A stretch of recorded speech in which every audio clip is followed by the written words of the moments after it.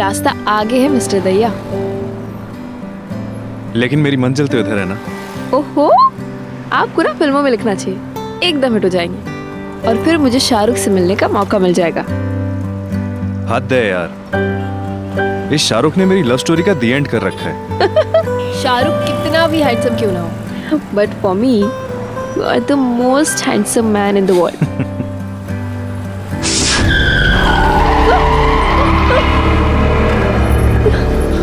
तुम ठीक हो ना?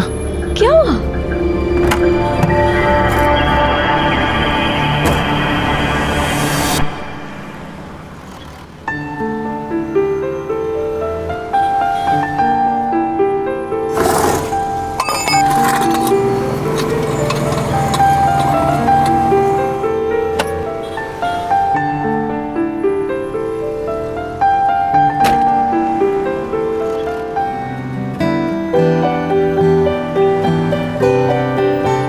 देखा, टायर भी आपकी तारीफ हैंडल नहीं कर पाया। अच्छा। तुम भी ना।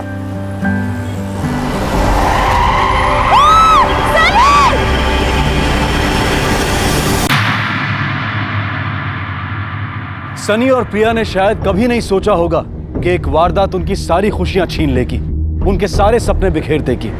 किसी की लापरवाही एक ऐसा हादसा बन जाएगी कि उनकी जिंदगी बिल्कुल तहस नहस हो जाएगी।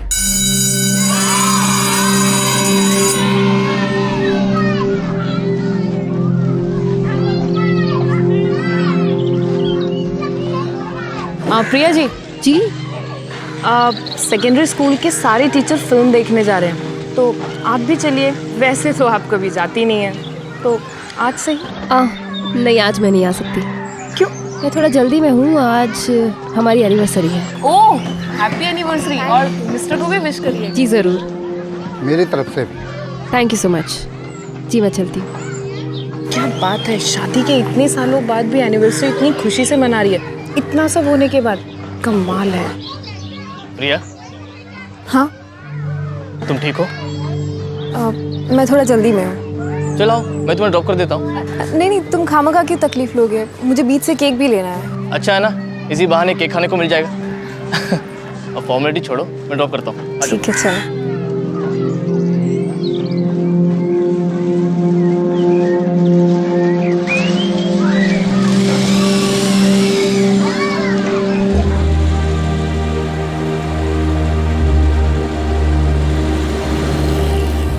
आठ साल बीत चुके थे उस हादसे को जिसने हमारी दुनिया तबाह कर दी थी। लेकिन क्या करती मैं, उम्मीद छोड़ देती या बिखरे टुकड़ों को एक नई सूरत देती। 8 सालों के बाद भी मानो ऐसा लगता है कि वो हादसा जैसे कल ही हुआ था।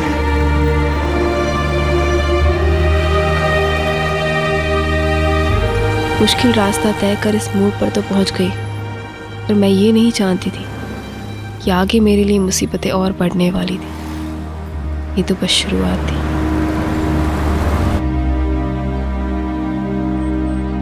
तो आज केक खाने को मिलेगा। हाँ चलो। रे भाभी, किधर रह गई थी आप? अंदर सनी भाई ने सब खराब करके रखा है, अब जल्दी चलो। हाँ अरे प्रिया को फोन किया किसी ने? प्रिया तुम जाओ, कल स्कूल में मिलेंगे। ठीक है। अरे आ गई तू?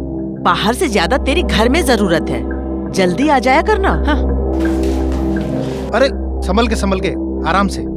थोड़ी बांस आ रही है, पोछा में थोड़ा परफ्यूम भी डाल दो, थोड़ी खुशबू आ जाएगी।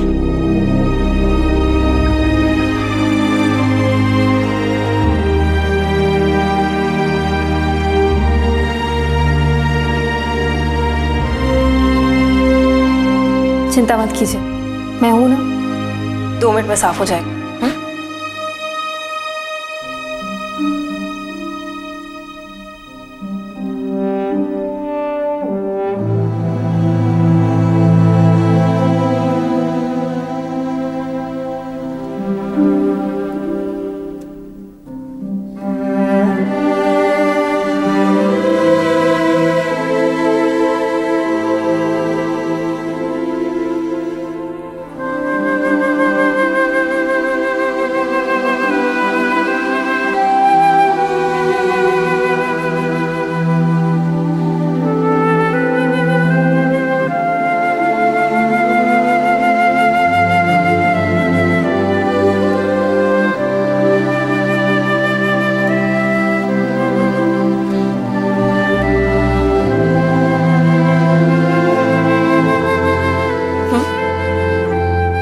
I'm sorry. Happy anniversary.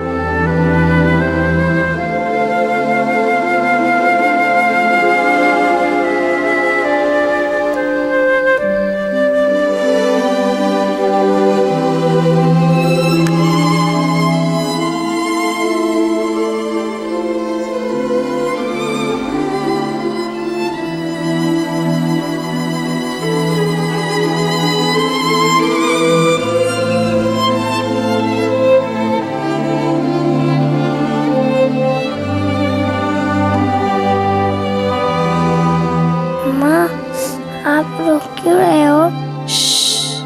सो जाओ बेटा। तुम्हें कल स्कूल जाना है ना?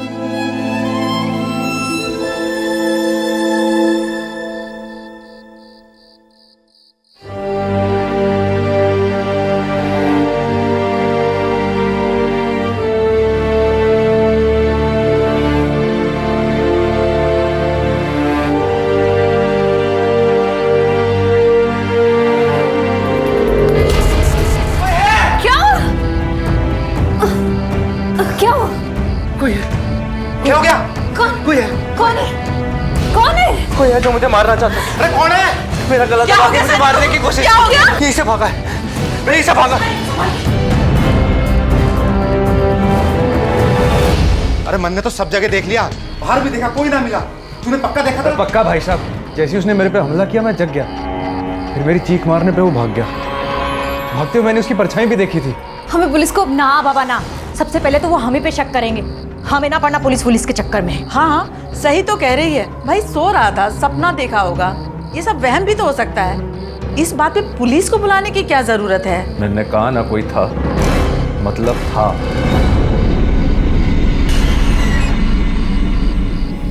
मैंने अंदर ले चल। प्रिया,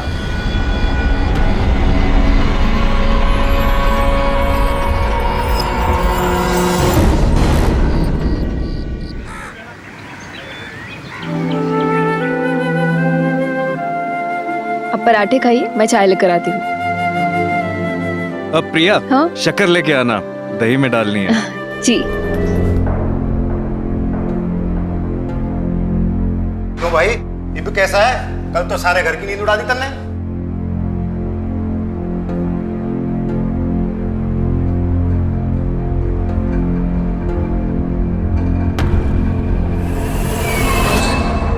विद्या, कल तुम मेरे आने से पहले ही चली गई? मैं माँ जी को बता के गई थी मैडम जी। बात बता के जाने की नहीं है। खैर, अभी ज्यादा रुकना पड़े तो रुक जाना, मैं ओवर टाइम के पैसे दे दूंगी, ठीक है? जी मैडम जी।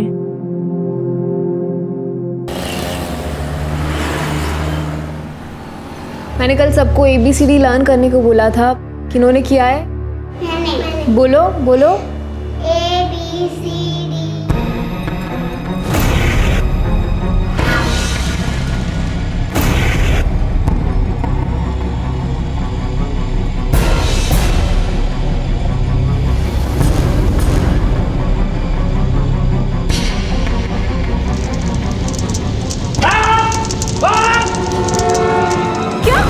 ठीक तो? अच्छा, मैं अभी पहुंचती हूँ। प्रिया, क्या हुआ? कोई इमरजेंसी? तुम मुझे घर तक छोड़ दोगे? हाँ चलो ना। क्या हुआ? सब ठीक तो है? सनी, क्या जरूरत थी आपको पर्दे को लगाने की? हाथ रघु को बोल दिया होता। जिस घर में सारे मेरे को मारना चाहते हैं,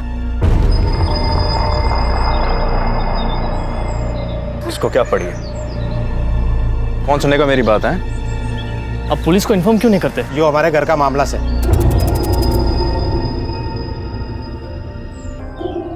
प्रिया, मैं चलता हूँ। संदीप जी, अपना ख्याल रखिएगा। प्रिया, किसी भी बात की जरूरत हो तो मुझे। अब है ना, हम सब संभाल लेंगे। थैंक यू आनंद। मैंने एक बात बताई दो आप सब, आप में से ऐसा कौन सा है जो मुझसे इतना तंग आ गया कि मेरा मरा मुंह देखना चाहता है? ओए सनी, ताने क्यों मारा से? ना भाई साहब, बता दो, खुद ही मर जाता हूँ, हम सबकी दिक्कत कम हो जाएगी। ओए अपनी जबान पर कंट्रोल रख, वरना। अजीत, बस अब चुप हो जा। अरे अपाइस है तो इसका मतलब ये से कैसे ताने मारने का लाइसेंस मिल कैसे? मैंने कहा ना, अब चुप हो जा।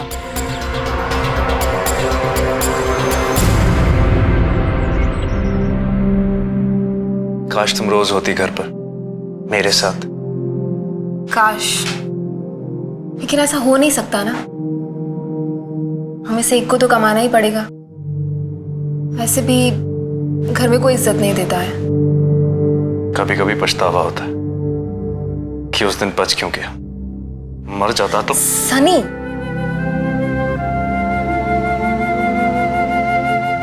माँ, मुझे नींद नहीं आ रही। अरे मेरे रिंकी बच्चा को नींद नहीं आ रही? ऐसे कैसे?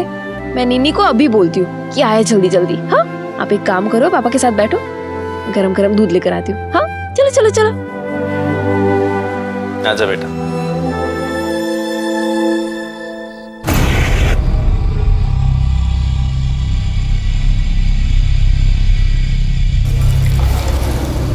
ये कर रही हो? आप क्या कर रहे हो? अरे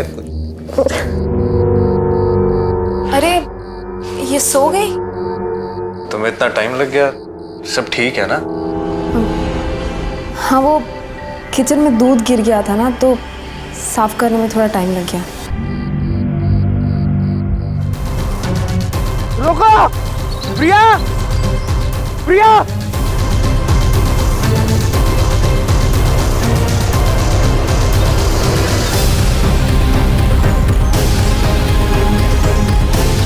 कोई है? रोको! कोई रोको!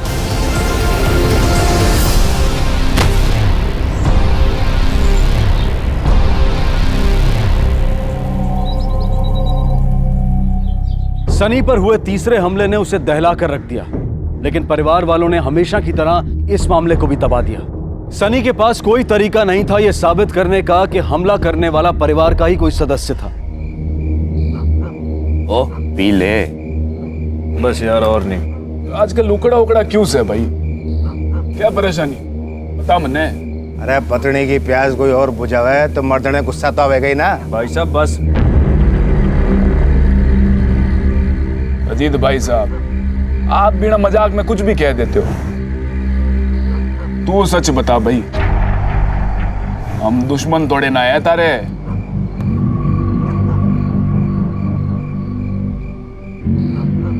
अरे तुम लोग मनाते रहो इसने, मैं ठंडा पानी लेके आता हूँ।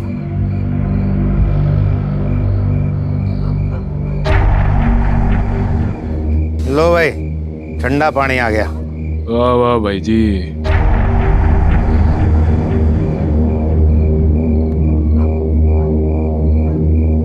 चलो चलो भाई जी। चल भाई। चल ठीक है भाई, ठीक है भाई, ध्यान रखना अपना।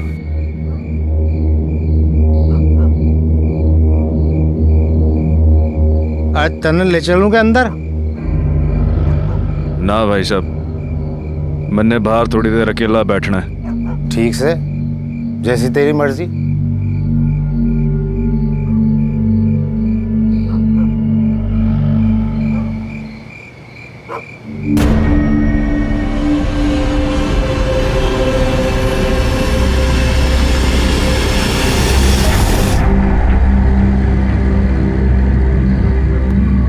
रखो!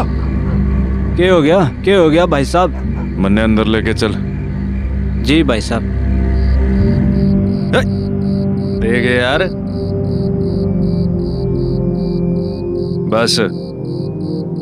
भाई साहब लेटा दो क्या बिस्तर पे? तू रहन दे, यहाँ तक ले आया, गनीमत है। ये बजा। ठीक से फिर। प्रिया, प्रिया, अरे कितनी गहरी नींद में सो रही हो प्रिया? प्रिया! रघु! प्रिया! टिप क्या हो गया? रिंकी को देख! प्रिया! रिंकी, क्या हो गया? रिंकी, प्रिया! उठो ना। उठ नहीं रहे। प्रिया!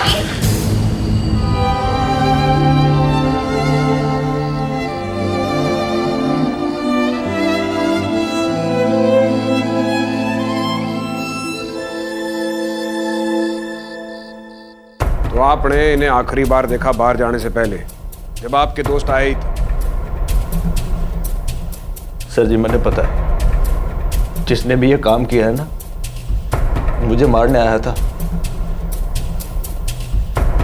और गलती से मेरी प्रिया और रिंकी को मार दिया।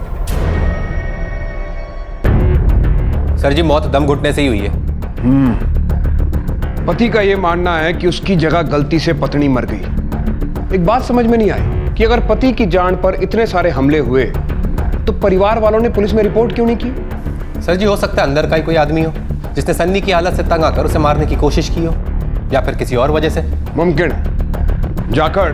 जी सर जी। पूरे परिवार की हिस्ट्री निकालो, सन्नी की भी। उसका एक्सीडेंट कब हुआ था, उसकी दुश्मनी, उसे मारने का कोई पॉसिबल मोटिव। पता करना है कि वाकई गलत निशाने का मामला है या कातिल प्रिया को ही मारने आया था। आपकी और प्रिया की तो अच्छी दोस्ती थी ना? जी। स्कूल में ऐसा कोई और जिसके साथ उसकी नहीं बनती हो या कोई अनबन हुई हो? नहीं, सबके साथ बहुत फ्रेंडली थी। कभी उसने आपके साथ डिस्कस किया कि घर पे किसी के साथ उसका झगड़ा हुआ हो?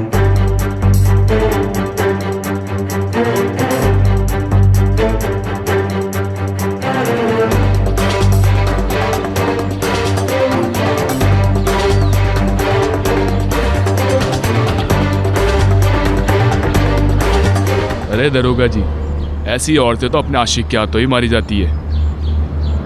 आशिक?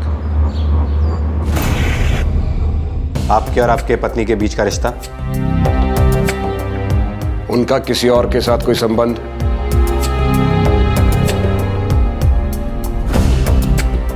देखो मिस्टर दहिया, सच सच बताना, इन्वेस्टिगेशन में फायदा होगा। सर प्लीज, आप प्रिया के बारे में ऐसी बातें मत सोचिए। वो एक बहुत ही अच्छी औरत थी। साफ सी बात है सर, जो कोई भी मुझे मारने आया था उसका शिकार प्रिया बन गई।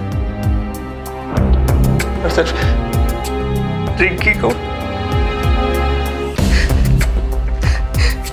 आपकी किसी के साथ कोई दुश्मनी?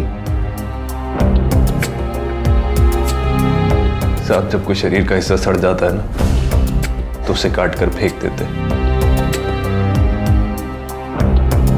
इसी तरह मेरे घर वालों ने भी मुझे पराया कर दिया।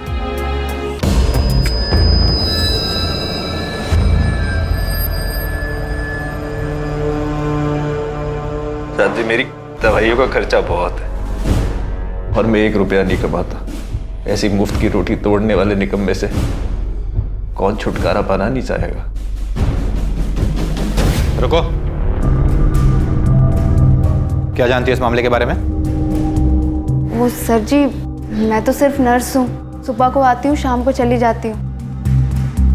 ज़्यादा कुछ नहीं जानती मैं, लेकिन साहब जी जो बोल रहे हैं वो सही है। प्रिया मैडम उनसे बहुत प्यार करती थी, बहुत ख्याल रखती थी उनका। वो क्यों किसी और के... ये केस 2 अलग अलग दिशाओं में आगे बढ़ रहा था। एक तरफ ये अंदेशा कि कातिल ने गलती से सनी की जगह प्रिया को अपना शिकार बनाया, लेकिन कोई सनी को क्यों मारना चाहता था।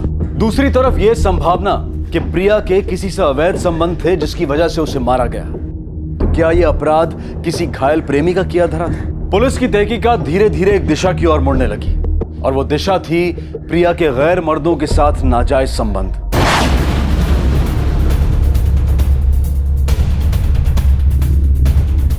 सर जी, सन्नी दहिया के नाम इंश्योरेंस पॉलिसी थी 50 लाख की। शायद इन्हीं पैसों के लिए कोई सनी को मारना चाहता हो। फोन रिकॉर्ड्स प्रिया के, जिस रात उसका खून हुआ वो किसी से बात कर रही थी, आनंद चौहान से। ये आनंद चौहान साहब को ले आओ तो जरा, मतलब कुछ था तुम दोनों के बीच। मेरे दिल में, पर प्रिया मुझे अच्छा दोस्त मानती थी, इसलिए बात कभी आगे बढ़ी नहीं। दोस्त? कौन सी शादीशुदा औरत एक गैर मर्द दोस्त के साथ देर रात फोन पे बातें करती है? वो भी उस रात को जिस रात उसका कत्ल हुआ। क्या बातें हो रही थी तुम दोनों के बीच में? हेलो हेलो आनंद, आज अजीत ने फिर से हद कर दी। फिर पिंकी सो रही थी तो मेरे कमरे में आया था और उसने फिर से जबरदस्ती करने की कोशिश की। मैंने चीखने की धमकी दी पर चले गए। पता नहीं कब तक ये चलता रहेगा। प्रिया, ये सब बातें तुमको संदीप को बता देनी चाहिए। नहीं नहीं, मैं सनी को नहीं बता सकती। वो बहुत परेशान है और उस पर बहुत सारे बोझ है। मैं उसे परेशान नहीं करना चाहती। आनंद, मुझे लगता है कि शायद अजीत फिर से आया और कॉल कट गया। शायद अजीत वापस आ गया था। आप मारे को इस तरह? मैंने कोई अपराध थोड़ी किया से। आनंद चौहान को जानते हो? उसने बताया हमें कि तुमने कई बार प्रिया के साथ जबरदस्ती की। चौहान एक नंबर का झूठा से साहब जी, जलता मारे थे। प्रिया को किसी के साथ बांटना नहीं चाहता। तुमने प्रिया के साथ जबरदस्ती की। प्रिया ने खुद ये बात फोन करके आनंद को बताई थी। मैंने कोई जबरदस्ती नहीं की सर जी। मैं तो उससे वही मांग रहा था जो वो सबको दे रही थी, आनंद को और यहां तक कि वो नौकर रघु को भी। और पता नहीं उसके कितने आशिक थे। मैंने सोचा भाई उसकी जो जरूरतें हैं उनको मैं पूरी कर देता हूं। घर की बात घर में रह जाएगी। समझ रहे हैं ना आप? मैं तो साहब जी उस पर एहसान कर रहा था। और उस रात उसने तेरे इस एहसान को ठुकरा दिया तो तूने उसकी जान ले ली। मैंने साहब जी किसी की जान नहीं ली। मैंने कुछ नहीं किया। तूने पहले पैसों के लिए अपने भाई की जान लेने की कोशिश की 3 बार। वो तीनों बार नाकाम रहा। फिर उसी फ्रस्ट्रेशन में, उसी मायूसी में तूने प्रिया को मार दिया ना। कसम खा के कहता हूं साहब जी, मैंने किसी को नहीं मारा। मैंने सच तो मैं तुझसे उगलवा लूंगा। जोर इस्तेमाल करने के बाद भी पुलिस अजीत से कुछ नहीं बुलवा पाई। नौकर रघु से भी पूछताछ की गई, लेकिन उसने प्रिया के साथ ऐसे किसी भी रिश्ते से इनकार किया। अब कोई रास्ता नजर नहीं आ रहा था। तहकीकात मानो थम सी गई थी। प्रिया के चरित्र पर बार बार शक किया गया, लेकिन हर बार वो एक आदर्श पत्नी के रूप में सामने आई। प्रिया के चरित्र से जुड़े तथ्य और उसके बारे में फैली बातों में आखिर इतना अंतर क्यों था? इसका जवाब तो शायद वही दे सकता था जो प्रिया के सबसे ज्यादा करीब था। सच बताना सनी, तुम्हारा भाई पहले हमारी सख्ती झेल चुका है, तुम नहीं झेल पाओगे। प्रिया के गैर मर्दों के साथ संबंध थे या नहीं? थे साहब जी। और तुम्हें ये सब कैसे पता चला? बताओ। मेरे घर वालों ने बताया साहब जी। मैंने तो चौहान के साथ उसे घटिया होटल में जाते हुए देखा है। मैंने भी रघु के साथ उसे नैन लड़ाते हुए देखा है। आप सब लोगों को गलतफहमी हुई है, वो ऐसी ना है। क्या गलतफहमी हुई है? अरे मैं तो 24 घंटे उसको फोन पे ही देखती हूँ और पूरा पूरा दिन तो वो घर से गायब रहती है। मेरे लिए प्रिया पर शक करना नामुमकिन था साहब जी, लेकिन धीरे धीरे उसकी हरकतों से, उसकी बातों में छिपे सच मेरे सामने आ गए। पति पत्नी के बीच में ये बातें ज्यादा देर तक छुपी नहीं रह सकती साहब जी, पता पड़ ही जाता है। और इसीलिए तुमने उसे मार दिया? मैं मारूंगा साहब जी? ऐसी हालत में मैं मारूंगा प्रिया को? अगर मैं प्रिया को मारने के काबिल होता तो शायद ये नौबत ही नहीं आती। मैं उसे जिंदगी भर खुश रखता। और साहब जो उसने किया उसमें इसकी कोई गलती नहीं है। उसे हक था ये करने का। जो खुशियां मैं उसे नहीं दे सकता उसने कहीं और से ली। बताइए मनदीप जी, सनी को प्रिया के नाजायज चक्करों के बारे में बताने की क्या जरूरत थी? कहीं आप घर वालों ने मिलकर तो नहीं उसे मार दिया? खानदान की इज्जत के लिए? नहीं, ऐसा तो कुछ भी नहीं था। ठीक है, आप खुद नहीं बताएंगी तो? वो सनी को कुछ हो जाता तो इंश्योरेंस के सारे पैसे प्रिया को मिल जाते। हम तो सिर्फ प्रिया को सनी से अलग करना चाहते थे, उसे मारना नहीं चाहते थे ताकि वो सारा पैसा उसके पास न चला जाए। क्या आपके पास कोई ठोस सबूत है जिससे बात साबित हो कि प्रिया का वाकई कोई अफेयर था? उसकी भी जरूरतें होंगी, इसीलिए हमने ऐसा सोचा। कोई और चाहे जो सोचे, एक औरत होके आपने दूसरी औरत के बारे में ऐसा सोचा? तो इसका मतलब यह हुआ कि घर वालों ने मन गढ़ंत कहानियां बनाकर सनी को सुनाई। लेकिन सर जी, घर वालों को वैसे भी फायदा तो तभी होता जब सनी, प्रिया और उनकी बेटी रिंकी तीनों रास्ते से हट जाते। बिल्कुल सही। इसलिए सनी को छोड़ के प्रिया और रिंकी को मार देने का कोई तुक नहीं बनता। और अगर इसी थ्योरी को आगे बढ़ाएं तो प्रिया और रिंकी रास्ते से हट चुके हैं, तो ये सही वक्त है घर वालों के लिए सनी को मारकर सारा पैसा पाने का। फिर अचानक सनी पर होने वाले हमले रुक कैसे गए? शायद अभी केस घर में, इसीलिए सर जी। जाखड़, हमें सनी पर हुए हमलों की जांच फिर से करनी चाहिए। आप ये बुकिंग फाइनल कर दीजिए।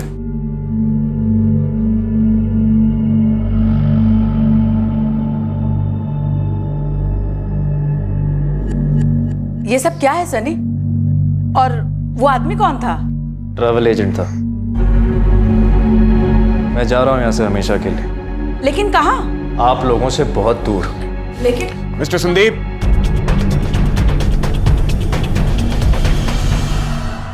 इस स्लोप से आपकी व्हीलचेयर नीचे गई और इससे पहले कि आप सड़क के बीचों बीच पहुंचते, विद्या ने आकर आपकी जान बचा ली। आपने देखा नहीं कि आपको धक्का किसने दिया था? नहीं साहब जी, मेरे से गलती हो गई। उस वक्त मैंने भांग पी रखी थी। किसी को भी अपने आप के ऊपर हुए हमले बड़े बारीकी से याद रहते हैं मिस्टर संदीप। साहब जी, लेकिन उसे नहीं जिसने अभी अभी अपनी बीवी और बच्चे को खोया हो। साहब जी, बहुत अंधेरा था। फिर मैंने शोर मचाया और वो भाग गया, लेकिन भागते वक्त मैंने उसकी परछाई सी देखी थी। अंधेरा था तो परछाई कैसे देखी? सर जी, मैं खिड़की की इस साइड बैठा था, कुछ अपने ख्यालों में खोया था। फिर इस पर्दे में आग लग गई। इसका मतलब पर्दे को किसी ने बाहर से ही आग लगाई है, क्योंकि अंदर से अगर कोई कोशिश करता तो तुम उसे देख लेते। तुम तो खिड़की के आसपास ही थे ना। शायद सर। सनी के जवाबों में पुलिस को कई असमानताएं नजर आईं। साथ ही जांच पड़ताल ने साफ कर दिया कि शक के दायरे में कई लोग थे और पुलिस ने इन सभी पर कड़ी नजर रखना शुरू कर दिया।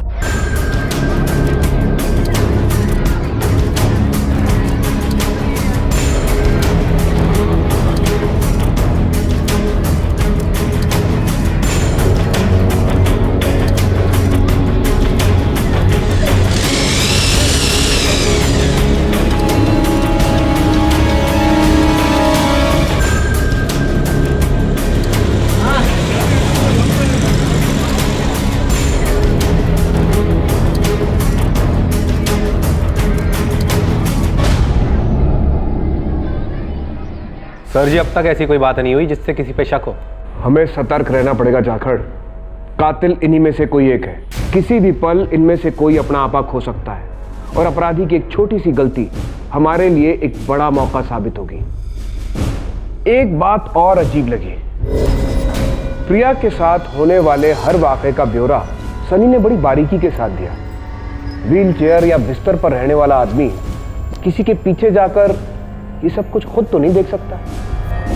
इसका मतलब है ये सारी इंफॉर्मेशन भी उसे घर वालों में से ही किसी ने दी है।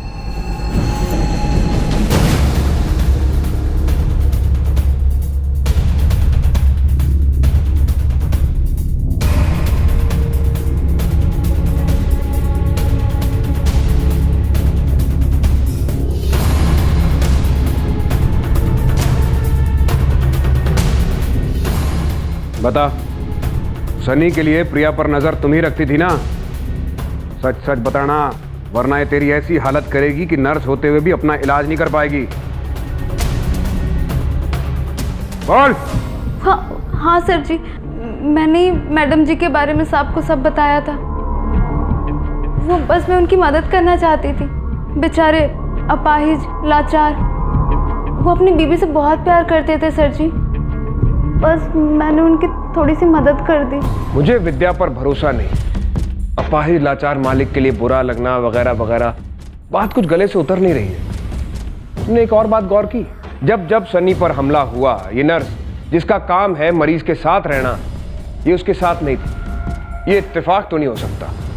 इसकी बैकग्राउंड चेक कराओ, फोन रिकॉर्ड्स मंगवाओ। Yes sir. 8 साल से नर्स है सर जी, पर कहीं भी ज्यादा टाइम नहीं टिक पाई है। वो जहां जहां काम कर चुकी है सारे एम्प्लॉयर से पूछताछ करो। जाकर। जी सर जी। ये उन 3 दिनों के फोन रिकॉर्ड्स हैं जिस दिन सनी पर हमला हुआ था। विद्या उसी इलाके में थी, ये तो समझ में आता है, पर जिस दिन प्रिया की मौत हुई आधी रात को वो वहां पर क्या कर रही थी? चलो।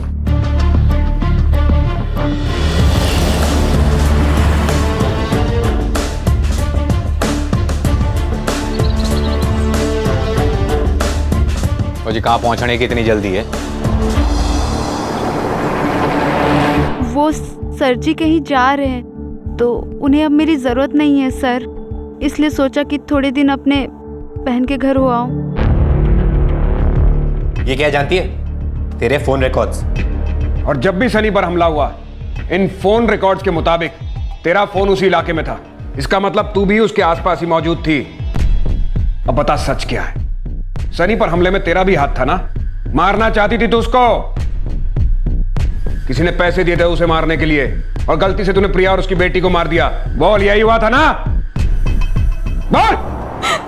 अब बताती हूँ सर जी।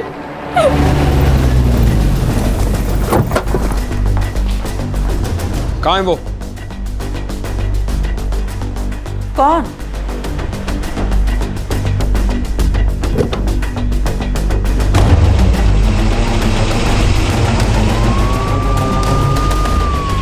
जाकट। जी सर। पूरे शहर में नाकाबंदी लगवाओ। जी सर। तुम स्टेशन रोड की तरफ लो।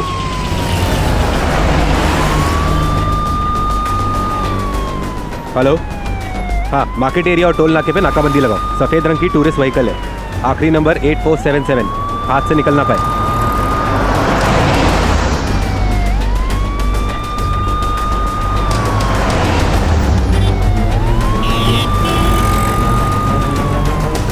उसको ओवरटेक करो जल्दी।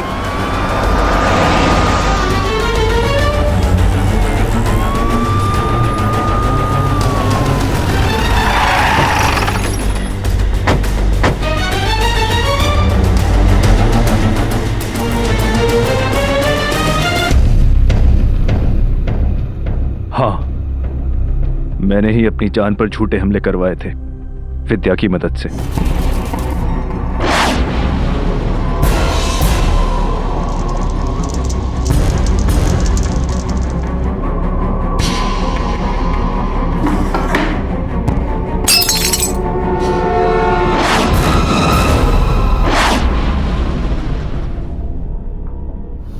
क्यों किया तुमने ये?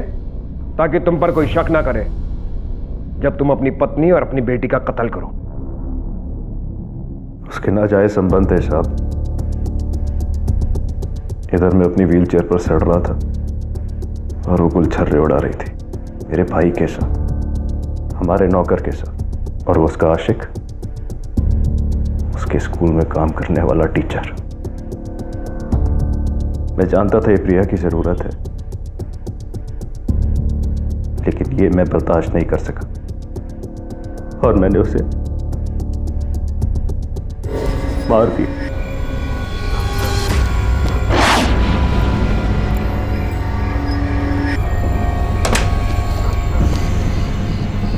विद्या, तुम इस वक्त यहाँ पर क्या कर रहे हो? क्या कर रहे हो? लेकिन बेटी ने क्या बिगाड़ा था? वो तो तेरी अपनी बेटी थी ना, उसे तो बख्श देता। मेरी रिंकी साहब, उसे मैं खरोंच भी नहीं आने देता, लेकिन वो जग गई।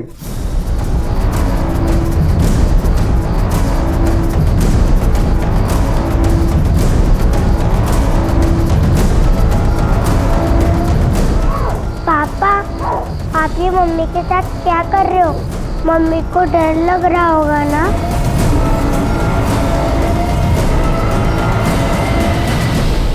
उसने मेरा भरोसा तोड़ा था साहब, इसीलिए मारा मैंने से। उसका कोई चक्कर वक्कर नहीं था, वो सिर्फ तुझसे प्यार करती थी, तेरे और तेरी बेटी के लिए जीती थी वो। आप झूठ बोल रहे हो साहब, मुझे सब बताया विद्या ने। अरे विद्या ने तुझसे झूठ बोला था। मैं जानती थी कि उनके घर वालों ने साहब जी और मैडम जी के बीच एक दीवार खड़ी कर दी है, उनसे झूठ बोला है और मैंने उस झूठ का फायदा उठाया। उस झूठ को और बड़ा बना दिया सर जी। मैंने साहब जी को यकीन दिलाया कि उनकी बीवी के नाजायज संबंध है कई मर्दों के साथ, फोन से बदला लेना चाहते थे। मैंने उनकी मदद की। वो मुझे आज दिल्ली लेकर जा रहे थे और उन्होंने मुझे ढेर सारे पैसे देने का वादा भी किया था। सब झूठ था और उस झूठ को तूने अपने ख्यालों से और बड़ा बना दिया। वहम था तेरा। तेरे अंदर इस शक को पैदा करके उन्होंने तेरा इस्तेमाल करके तुझसे तेरी पत्नी और बेटी का कत्ल कराया। वो पत्नी जो सिर्फ तुझसे प्यार करती थी, तेरे लिए जीती थी। वो बेटी जो तेरी पहली और आखिरी संतान थी, उसे भी बेरहमी से मार दिया तूने।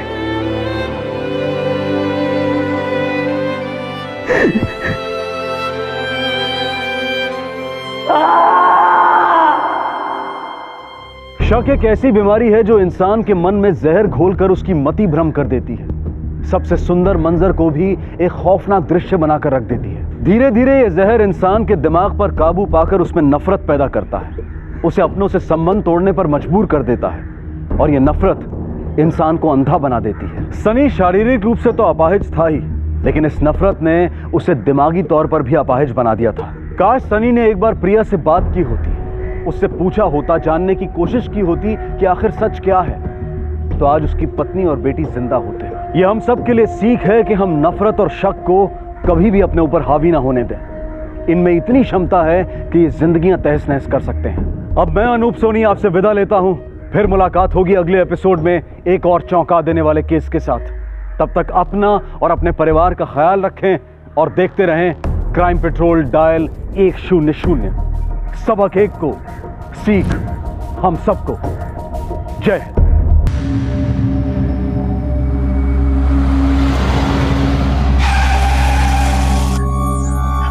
देख के नहीं चल सकते। मैडम, अरे अच्छे इंसान को मार दो क्या आप? इतने बड़े आदमी आपको दिखाई नहीं रहा? आपको गाड़ी नहीं दिखी इतनी बड़ी? क्या क्या क्या मतलब है? आपने गाड़ी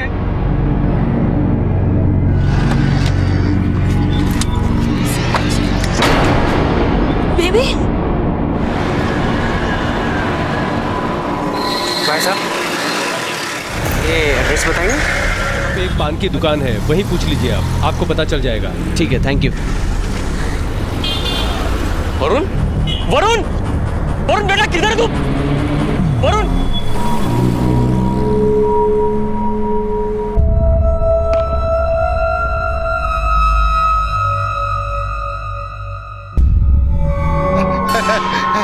अरे अरे अनुरुद्ध, किसी ने देखा क्या? अनुरुद्ध!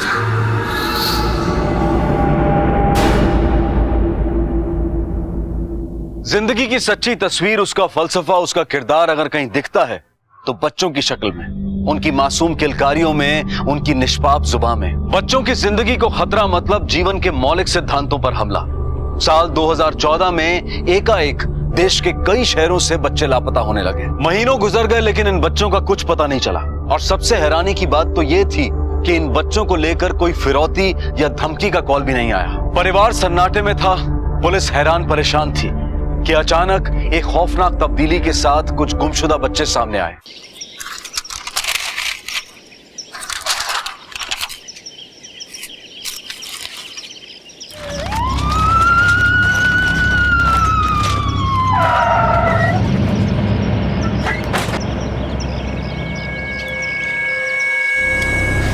बॉडी तुमने कब देखी? साहब, आज सुबह मैं कचरा बीनने के लिए आया था और ये सारी लाशें देखी मैंने यहाँ पे।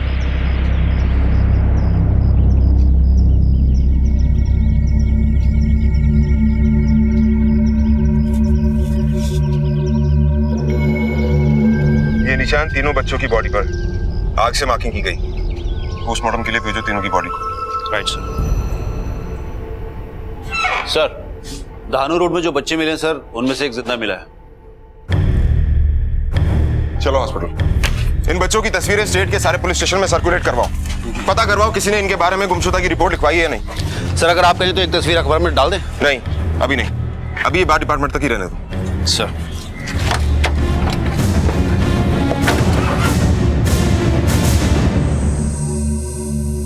डॉक्टर साहब बच्चे का स्टेटस कैसा है? फिलहाल कुछ बता नहीं सकते, कुछ टेस्ट और करने होंगे। Excuse me.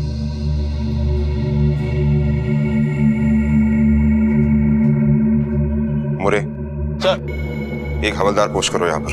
Right sir.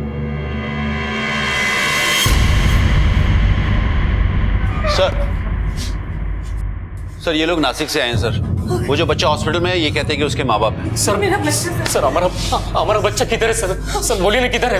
क्या नाम है उसका? वरुण साठे साहब। साल भर पहले किसी ने रास्ते से उसे उठा लिया था साहब। हमने एफआईआर भी किया, कभी कहीं पता ही नहीं चला उसका। हर जगह ढूंढा हमने, कहीं नहीं मिला साहब। साहब मेरा बच्चा। ये देखिए उसकी माँ ये साल भर से रो रो के उसका हाल बुरा हो गया साहब। अब मुझे मेरे बच्चे को देखना है, कैसा है वो? बैठिए बैठिए। साहब मेरा बच्चा मुझे। कोई फिरौती की कॉल? नहीं साहब। आपके पास आपके बच्चे की फोटो है? हाँ है। ये देखिए साहब। वरुण साहब मेरा बच्चा मुझसे मिलवा दो मुझे।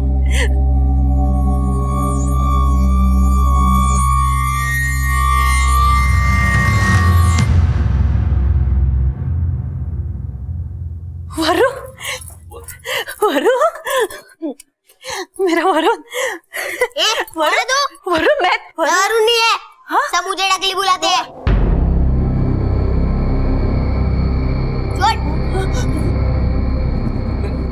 मैं बात करता हूँ। अच्छा इधर वरुण। अरे ये तेरी आई है, मैं बाबा हूँ तेरा। मुझे वरुण मुझे देख। अन्ना किधर है? अन्ना किधर है? अन्ना कौन? अरे अन्ना। आपके परिवार में कोई अन्ना नाम का आदमी है? कोई नहीं साहब। ये कैसी बातें कर रहा है? हमको तो पहचान भी नहीं रहा है। देखिए मुझे लगता है इसके दिमाग पर बहुत गहरा असर पड़ा है। मेरा बच्चा।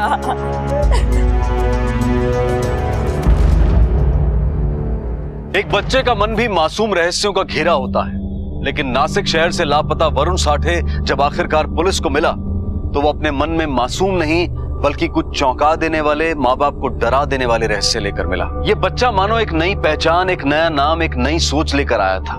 ना केवल उसने अपने माँ बाप को पहचानने से इनकार किया बल्कि एक ऐसी दुनिया की तरफ इशारा किया जिसका भेद पुलिस तक के लिए पहेली था। कौन था, कहां था ये अन्ना? उसका इस बच्चे के साथ क्या रिश्ता था और क्यों थी इस बच्चे की ऐसी दर्दनाक हालत कि उसे रह रहकर दौरे आते थे? खुशी लौटी थी माँ बाप की जिंदगी में, लेकिन मासूम किलकारियों के साथ नहीं बल्कि कपा देने वाले रुदन के साथ।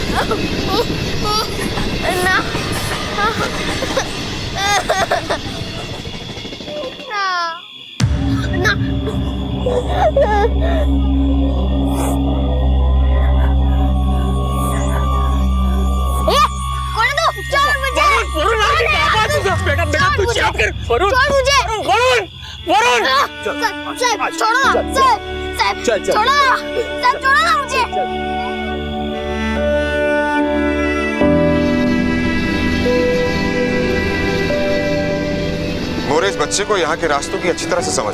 सर लगता है अन्ना इसको इसी सड़क में मिलता होगा। सही कह रहे हो तो। लेकिन ये अन्ना यहाँ क्यों आता है और ये अन्ना है कौन?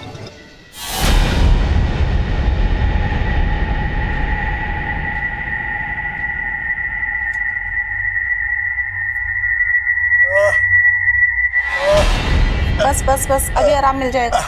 अभी दर्द हो तो शाम को फिर से लगा लेना, ठीक है? या मुझे आवाज दे देना। वरुण बेटा, तुमको मालूम है तुम जब दूसरी कक्षा में थे तब, सुन ना, वो पिंकू है ना, अरे अपने बाजू के फ्लैट में रहता है वो, उसका ना सारा टिफिन तुमने खा लिया था स्कूल में और उसकी माँ शिकायत करने आई थी तो क्या बवाल मचा था रो रो के। याद है बेटा? बेटा सुन तो।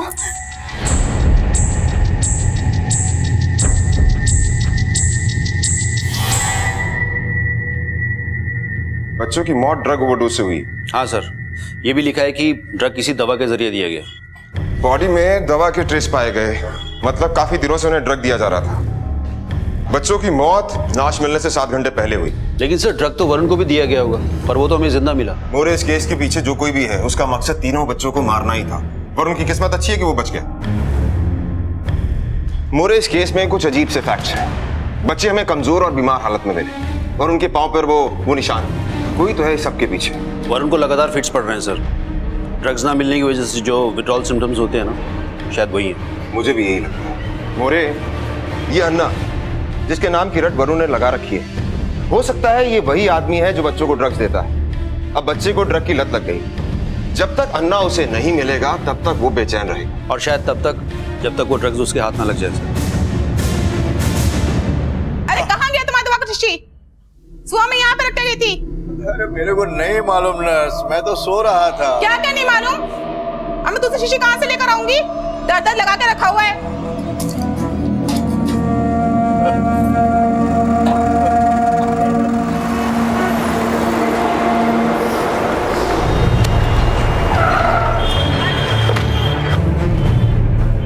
इसको देखा कहीं? हाँ देखा ना साहब, घूमता रहता है साहब, ये मेरे पास जरूर रहता था। ये बच्चा? हाँ साहब। क्यों? 150 रुपए का छुट्टा लेके आता था और मेरे से नोट लेके जाता था।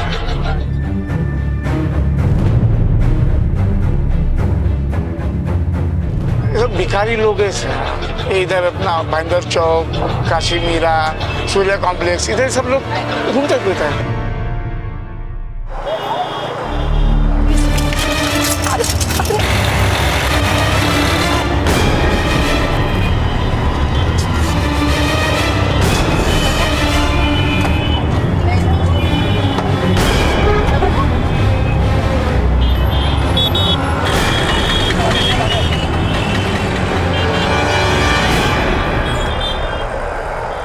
यहाँ कोई भिखारी नहीं दिख रहा। इधर आ।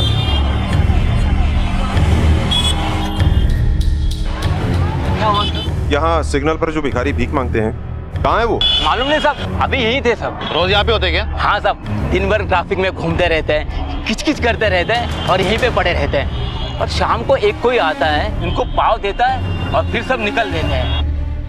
पाव? हाँ साहब, एक अन्ना नाम का आदमी आता है एक पुराने मॉडल की गाड़ी में और इन सब भिखारी को पाव देता है। कितने बजे आता है? यही कुछ 4 से 5 के बीच। ये वरुण वाला अन्ना ही है, पता करो। Right sir.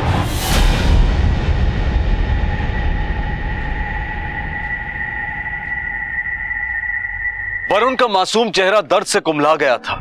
दर्द के दौरे उसके शरीर को जार जार कर रहे थे, लेकिन कौन जानता था कि इस सब का भेद वो अपने अंदर ही छुपाए बैठा था।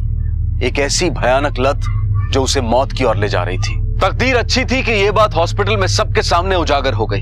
अब पुलिस के सामने सबसे बड़ी चुनौती थी ये पता लगाना कि आखिर इस बच्चे को ये लत दी किसने।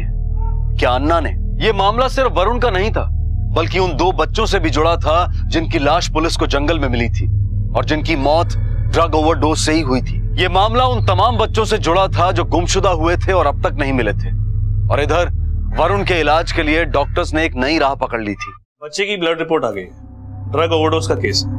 कुछ ही समय में उसे रिहाब में शिफ्ट करेंगे। डॉक्टर साहब, किस तरह का ड्रग दिया गया बच्चे को? ये कोई रेगुलर ड्रग नहीं है। देखने के बाद ऐसा लगता है कि ऑइंटमेंट या बाम में इस्तेमाल होने वाले सेडेटिव से एडिक्शन हुआ है। डॉक्टर, ये ठीक तो हो जाएगा ना? ठीक हो जाएगा, लेकिन थोड़ा वक्त लगेगा। ड्रग की तलब लगेगी उसे, हो सकता है विड्रॉल सिम्टम भी। सर, वरुण की तबीयत फिर से खराब हो रही है। Excuse me. मोरे, ये भिखारियों का रैकेट है। बच्चों को किडनैप करते हैं, उन्हें ड्रग देते हैं, फिर उनसे भीख मंगवाते हैं। और शायद इनका सरगना ये अन्ना है। पर सर, इस आदमी तक पहुंचना बहुत मुश्किल होगा। रिपोर्ट मिली है कि मीरा रोड के सभी भिखारी लोग एकाएक कहीं गायब हो गए। किसी ना किसी तरीके से इस अन्ना तक तो पहुंचना ही होगा। ये बच्चा ही हमें इस रैकेट के बारे में इंफॉर्मेशन दे सकता है। पर सर, मुझे नहीं लगता ये कुछ बता पाएगा। देखते हैं। मुझे पाव चाहिए। अंकल आंटी पाव देना, पाव दो ना, पाव चाहिए मुझे, पाव दो ना, पेट में दर्द हो रहा है। देख, मैंने तुझे कहा ना कि पाव मैं तुझे दूंगा। पहले ये बता कि तू रहता कहाँ था, किसके साथ रहता था? उस स्टॉल में पकिया, बिन्नी, साबुन ये सब रहते थे। और बहुत मारते थे साहब, हम लोग को बहुत मारते थे और भीख मंगवाते थे और बहुत सारे आंटी लोग भी थे। क्या रे, रोने का नहीं, भीख मांगने का, पैसा मिलेगा है? भीख मांगने का, रोने का ज्यादा पैसा मिलेगा। ऐसे रोने का, जिसको गाना आता है गाना भी गाने का, रो के गाने का, ऐसे रोने का, रो रो। अभी इतना बताया, तू बोला था ना देगा पाओ, देना प्लीज, देना देना।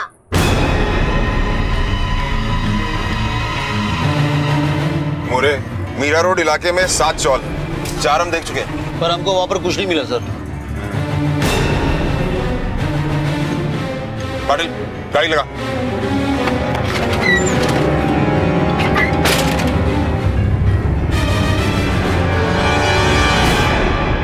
बच्चों, यहाँ अन्ना कौन है? ए, जवाब दो साहब, क्या पूछ रहे हैं? सर, ये तो बीमार लगते सर। बीमार नहीं है, इनकी आंखें देखो, नशा किया हुआ इन्होंने। मोरे, इन बच्चों को रिहैबिलिटेशन सेंटर भेजो। इस पूरे एरिया को छान मारो, जहां शक हो चेक करो। अगर ये बच्चा यहाँ है तो अन्ना का सुराग भी यही मिलेगा। अरे चुप बैठ, परेशान करके रख दिया है।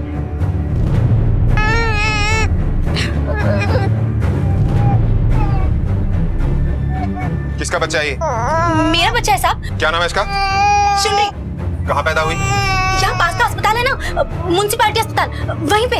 अपना और अपने पति का नाम बताओ। म्युनिसिपैलिटी हॉस्पिटल में पता करो इसका और इसके पति का नाम वहाँ पर है या नहीं। साहब ये मेरा बच्चा है साहब। अच्छा? मैं सच बोल रही हूँ साहब। तलाशी लो। साहब काय की तलाशी? ज्योति? मैं सच बोल रही हूँ साहब, मैं झूठ नहीं बोल रही साहब। साहब मैं सच बोल रही हूँ, मैं सच बोल रही हूँ साहब।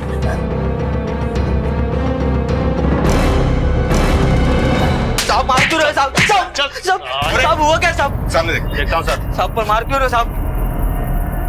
सर, यहाँ अंदर तो कुछ और ही खेल चल रहा है सर। तेरी साले की, पकड़ इसको। अरे साहब मैंने कुछ नहीं कहा। मारना नहीं साहब। अरे साहब मारना नहीं साहब। ये सारे फर्जी माँ बाप, ये चौल इनका अड्डा है। देखना ये है कि इनमें अन्ना कौन है। अन्ना तू है क्या? नहीं साहब मैंने। तो तू है अन्ना? नहीं साहब। तो फिर अन्ना किधर रहता है? कौन अन्ना साहब? हम लोग किसी अन्ना बिन्नो को नहीं जानते साहब। साहब मार क्यों रहे साहब? नहीं मालूम, बोला ना एक बार। अपने दिमाग पे जोर डाल, नहीं तो दिमाग की बत्ती बुझा दूंगा, समझे ना? साहब बोला ना, नहीं मालूम अन्ना कौन है। साहब मैं बताता है साहब, फोन आता है साहब, कभी गाड़ी में मिलने को आता है साहब, पर इधर रहता नहीं है साहब।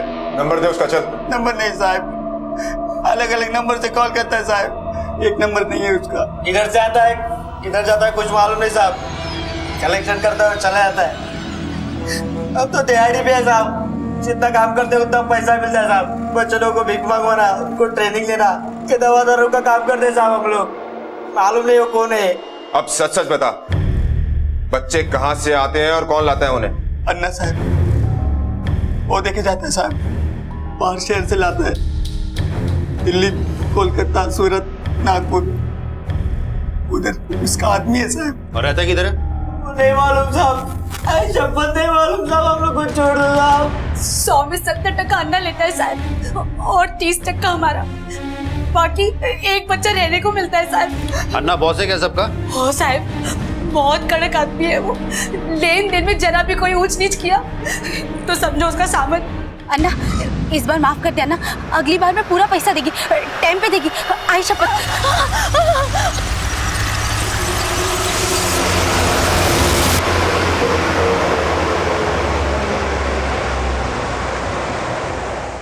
एक दिन पक्यार में भीख मांग के लौट रहे थे।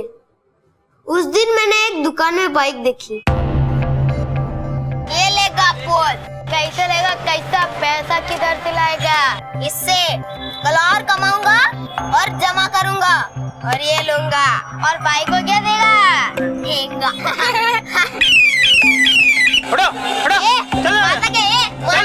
ये पैसे दे के खरीदूंगा बोल रहा हूँ। ये चल दे पैसा, चले बनी फटाफट, चल रहे जल्दी दे, चल निकाल। क्या देख रहा है मुंह? पैसा दे, चले तू भी। क्या देख रहा है? पैसा दे, चल चल पैसा दे, टाइम खोटी मत कर, चल जल्दी निकल। देना पैसा, देना रे बाबा, दे जल्दी से, चल।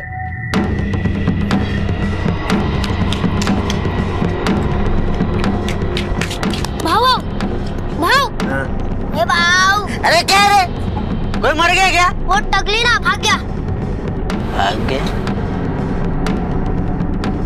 आएगा, इधर ही आएगा वो।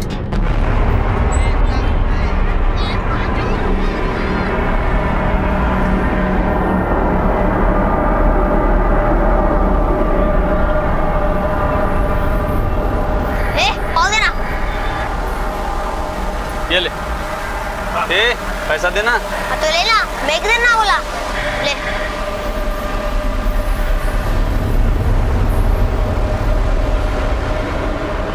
मस्का लगा के देना। मस्का मार दिया है। शेर नहीं लगा था क्या आप उनको? चल वो अन्ना जैसा बोल दे, चल। तो अन्ना के पास जाना है, इधर काय को आया है? बाजार का पाव अन्ना के पाव जैसा बिल्कुल नहीं था, बिल्कुल मजा नहीं आता था और मेरे पेट का दर्द भी बढ़ने लगा।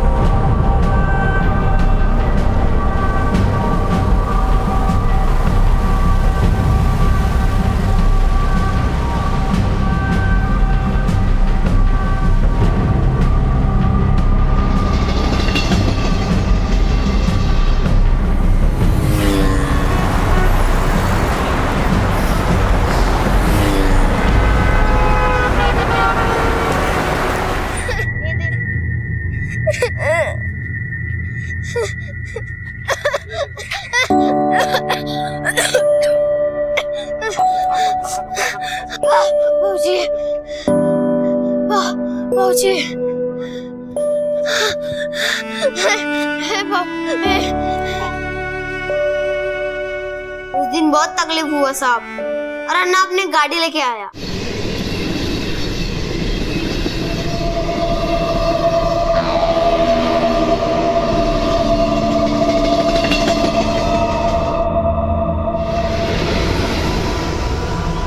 कौन सी गाड़ी? वो पुराने वाले मॉडल की गाड़ी है साहब। पुराना मॉडल? साहब पाव देना, साहब पाव देना।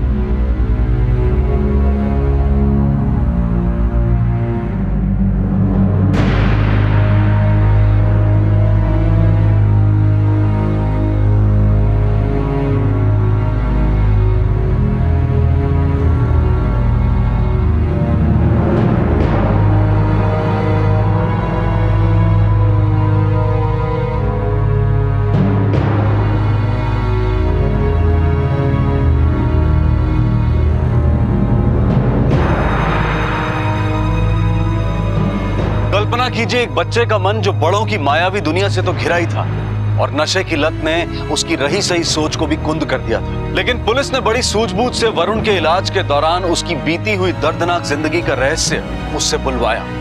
ये ना सिर्फ तहकीकात में सहायक साबित हुआ बल्कि कहीं ना कहीं उस मासूम बच्चे के मन में भरे जहर को भी कम करने में मददगार साबित हुआ। इधर वरुण धीरे धीरे अपने माँ बाप की तरफ बढ़ रहा था और उधर पुलिस इस खौफनाक गुत्थी को सुलझाने में अपराधियों के नजदीक पहुंच रही थी।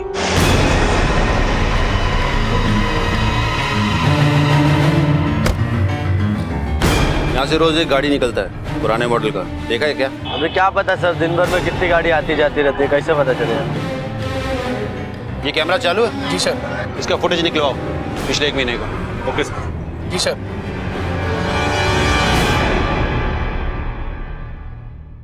इस रोड से रोज पुराने मॉडल की गाड़ी निकलती है करीब 4 या 5 बजे के बीच में।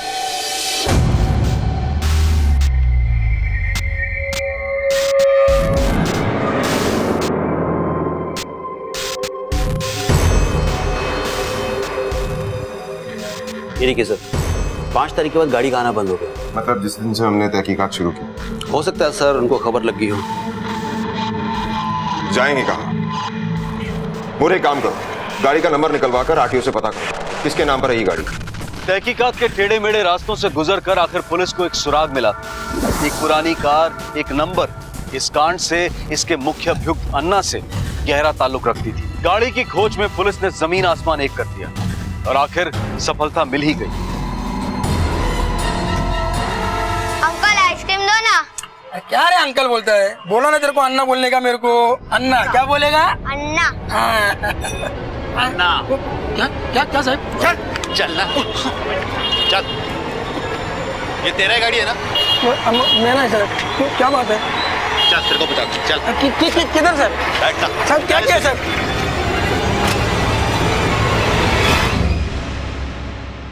मैं क्या किया साहब? देख तेरा अन्ना। ये अन्ना नहीं है साहब। मैं बोला ना साहब, मैं बोला ना, मैं कुछ नहीं किया साहब। इसे थाने लेकर चलो। चल।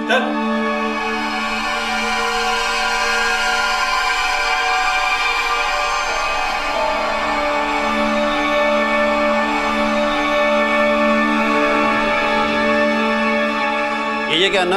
नहीं साहब, ये अन्ना नहीं है। ये अन्ना नहीं है? नहीं। ये क्या अन्ना? नहीं साहब, ये अन्ना नहीं बोला ना, नहीं आता। लेके जाओ उनको। गाड़ी कहाँ से आया तेरे पास? मेरा है सर, गाड़ी तो मेरा ही है। क्या बकता है? तो फिर अन्ना के पास कहाँ से आया? मेरे को पता नहीं साहब, वो मेरे बाजू में घनश्याम रहता है साहब, वो मेरे को 200 रुपया रोज का देता था साहब।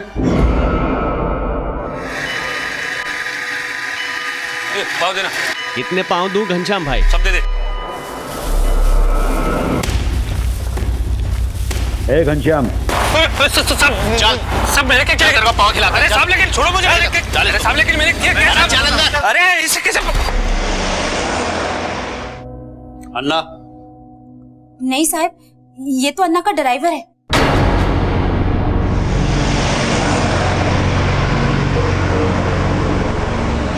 नहीं सर, हम किसी का ड्राइवर नहीं है साहब। तो तू क्या पाव बांटने निकलता है सिर्फ?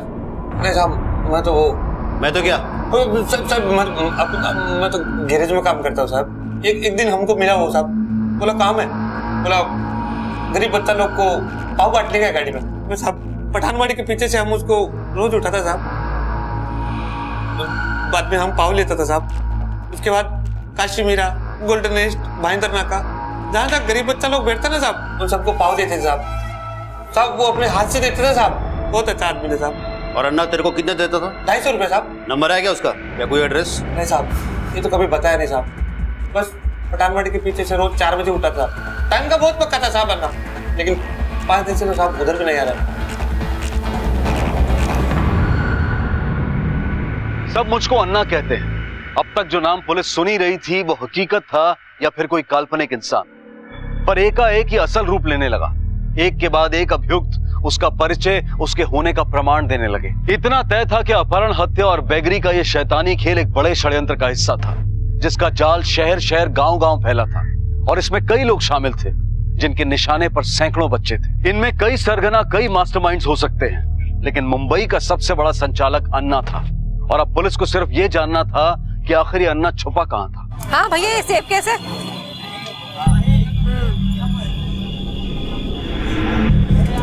मम्मा आइसक्रीम। हाँ जाओ बेटा ले लो।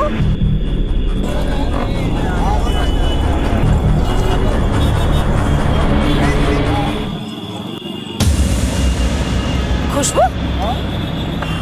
भैया वो छोटी सी बच्ची आई थी आइसक्रीम के लिए। खुशबू, खुशबू भाई साहब, आपने एक छोटी सी बच्ची देखी है क्या? खुशबू कहाँ चली? खुशबू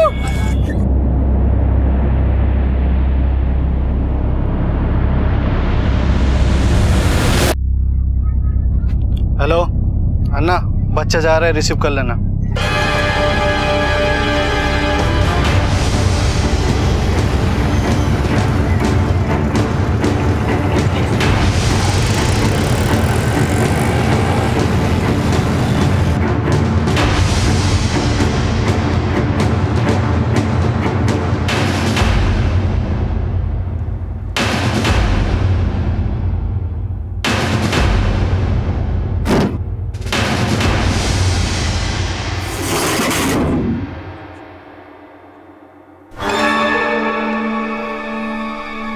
चल जा।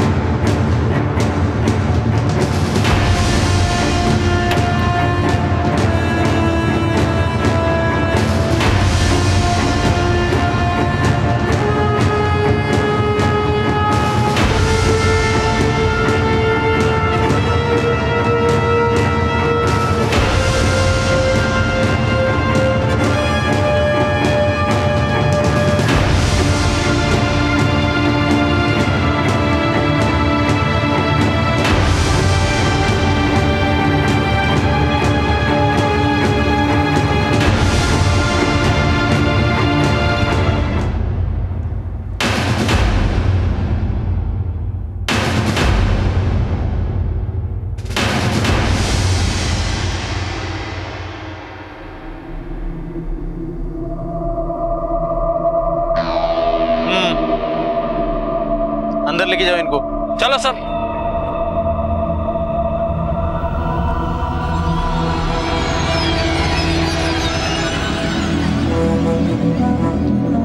सब सही? हाँ साहब। अभी जिसको जो जो इलाका दिया है उधर वो सही सही से काम करना है। रेड में अपना बहुत लोग पकड़ा गया, सही नहीं हुआ, लेकिन अभी पुलिस का बंदोबस्त हट गया है। अनिल तू भाईंदर चक नाका, तू स्टेशन रोड, तू शांति नगर और तू गोल्डन नेस्ट। ए साहब अपने को छोटा बच्चा देना, बड़े बच्चे में कमाई नहीं है, मैं तेरे को 10 टका ज्यादा देगी। अगली बार हिसाब सबको याद है ना? हाँ 100 में 70। 30 तुम्हारा 70 मेरा। जिसको जैसा जैसा सिखा है वैसा वैसा करना है, कोई बदमाशी नहीं करने का, पुलिस वाले से बात नहीं करने का, जैसे सिखा है वैसे ही करना, कैसा चलने का, कैसा बोलने का, वो चोट का निशानी सब जैसा सिखा है वैसे ही। मैं भी आएगा उधर, लेकिन अभी नहीं, 2 हफ्ता बाद। बच्चे लोग पाव कैसा लगा? अच्छा। और भी मिलेगा, दोपहर में खाने का, किसी को देने का नहीं। देखो पुराना चावल में रेड पड़ गया, अभी इन बच्चों को रहने के लिए कोई दूसरा जगह ढूंढो। इधर इस एरिया में मेरा घर है, इधर इनको रख नहीं सकता है। और हाँ, कुछ भी गड़बड़ होएगा, इन बच्चों लोग से कुछ भी होएगा, मेरे को फोन करने का, ठीक है? 1-2 दिन में इन बच्चों लोग के लिए इंतजाम करता है, शाम को वापस बच्चों लोग को लेके आने का।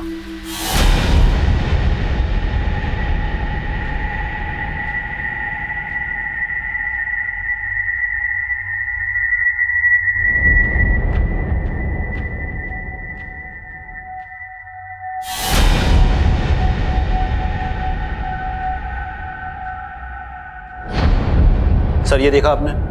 एक आदमी ने इस लड़की को भिखारी के साथ देखा। इस लड़की के कपड़े भिखारी जैसे नहीं थे, इसलिए इसकी फोटो सोशल मीडिया पर डाली है। अरे ये एरिया तो सूर्य कॉम्प्लेक्स का एरिया है। हाँ सर। टीम तैयार करो, तुम ज्योति और साठे सिविल ड्रेस में। हाँ मैं एसीपी साहब को खबर करता हूँ।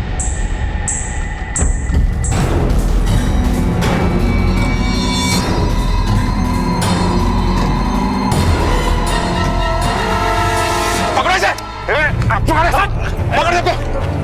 क्या अन्ना, बहुत पाव खिलाया बच्चों को तूने। चल तेरे को जेल के पाव खिलाता हूँ, चल। अरे साहब आपको कोई मिस्टेक हो गया, मैं तो इधर से गुजर रहा था। अच्छा गुजर रहा था? किडनैपिंग, ट्रैफिकिंग, मर्डर, मुझे पहचानने वाले बहुत लोग हैं।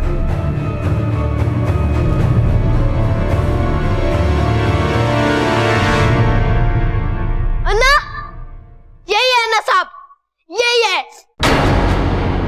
इसने ही मारा बगैर बिन्नी को। ए, उठ रहे, काम पे नहीं जा रहा क्या? उठो।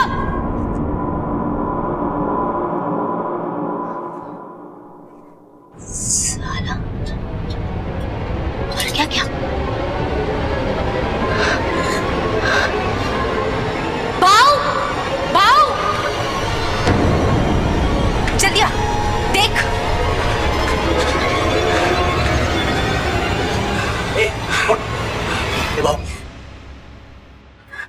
ये तो क्या? साला ये भी खलास, बहुत ज्यादा खाने लगता है। अब क्या करेंगे? क्या करना है? अन्ना को फोन लगाना दे। अन्ना को फोन।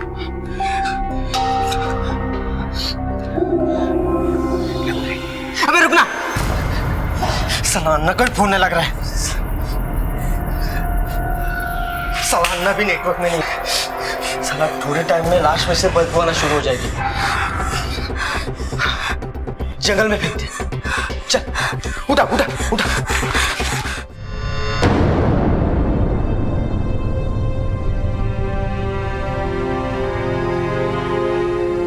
आई बाबा,